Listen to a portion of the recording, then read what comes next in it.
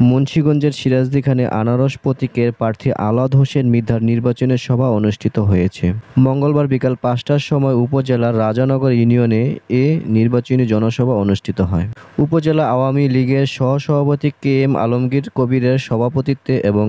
Union স্বেচ্ছাসেবক লীগের সাবেক সভাপতি তপন রাজবংশীর সঞ্চালনায় বক্তব্য রাখেন রাজানগর ইউনিয়ন পরিষদ চেয়ারম্যান মজিবুর রহমান, উপজেলা আওয়ামী লীগের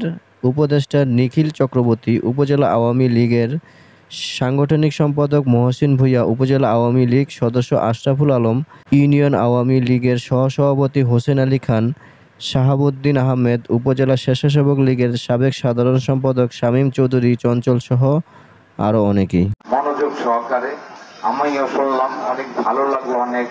পুরাতন কথা বের হয়ে আসছে, অবদান রেখে যাচ্ছে। আজকে থেকে প্রায় 15 বছর আগে